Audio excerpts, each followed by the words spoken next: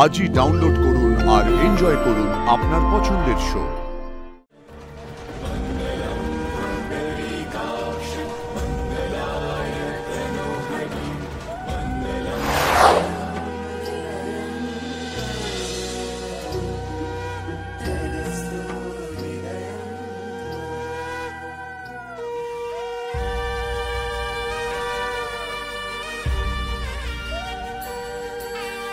দাও বাবা, মাকে সিঁদুরটা পরিয়ে দাও।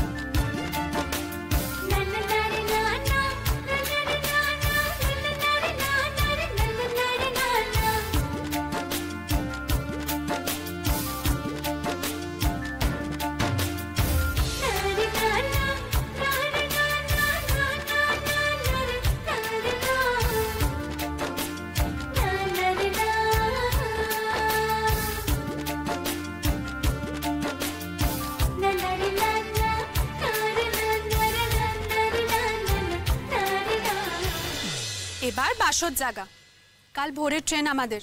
তোমরা দুজনে একা একা আসছো। কাল বিকেল থেকেই তোমাদের দুজনের একা থাকার সুযোগ করে দিয়েছি। তোমরা যেহেতু গাড়িতে আসছো তাই তোমরা একা একা আসবে। আর আমাদের ট্রেনের টিকিট বুক করা হয়ে গেছে বলে আমরা ভোরবেলায় বেরিয়ে যাব। কিন্তু তোমরা কিন্তু একদম দেরি করো না, 9টার মধ্যে বাড়ি পৌঁছাতে হবে, ঠিক আছে? আর হ্যাঁ, আমাকে চেনো তো? আমাকে তো দেখেছো আগে। আমি তোমার বরের বৌদি, তোমার বড় যা। কাল থেকে কিন্তু আমার সব কথা শুনতে হবে।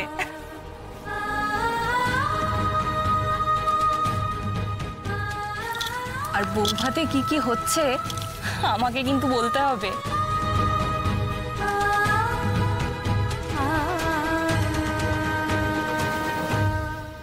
কিলো কমলা সুন্দরী, বর কেমন ঘুরে ঘুরে নাচলো। পেটে খিদে মুখে লাজ। খুব তো ছটপট ছটপট করছিস বরের সাথে কথা বলার জন্য।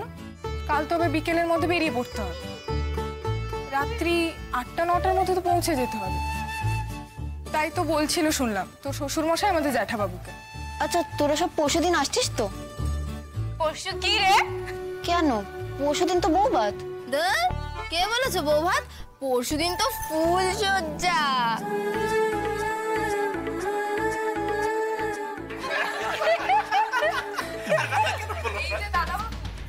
আপনার বউ আমাদেরকে নেমন্তন্ন করছে পরশুদিন আপনার বাড়িতে। হ্যাঁ তো, আসা চাই তো। তোমাদের সকলকে আসতে হবে কিন্তু। সে না হয় আমরা আসবো, কিন্তু আপনি তো আমাদের একবারও নেমন্তন্ন করলেন না। না না, আমার বাবা তো তোমাদের সবাইকে নেমন্তন্ন করবে। আপনিও তো বলবেন আমাদেরকে। হ্যাঁ, এই তো বললাম তোমাদের সকলকে আসতে হবে। কিসের অনুষ্ঠান জানো পরশুদিন? ওমা, সে কি? পরশুদিন যে আমাদের ফুলসজ্জা।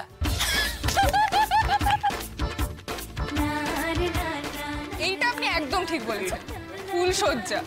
আমাদের ফুলসজ্জা দেখতে যাওয়ার নেমন্তন্ন তো।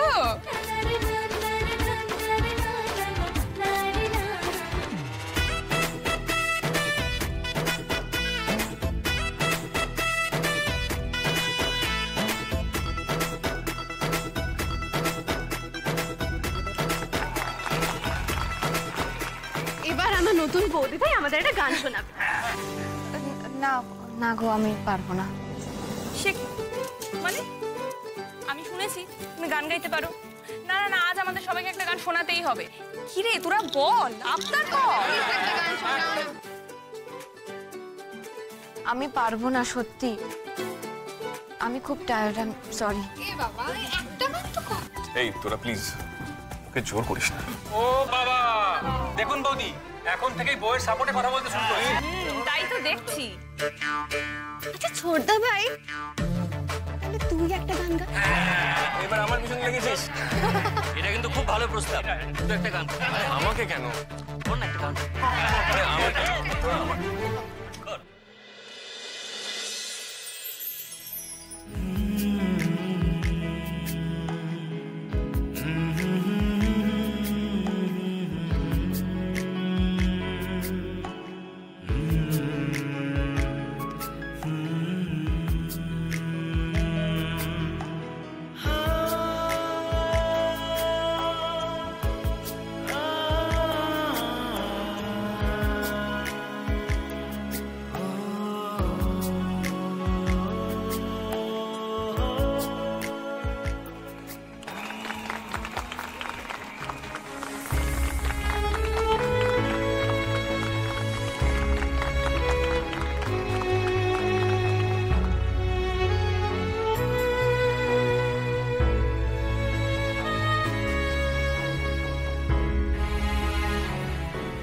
তোমার কি মাথা ব্যথা করছে?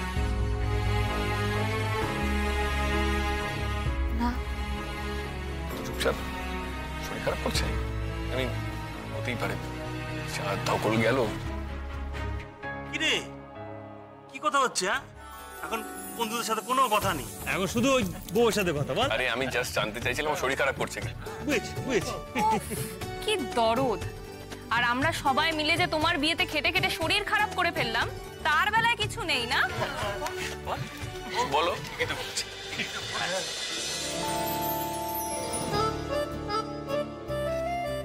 এই দাদা, বালিশটা দে না।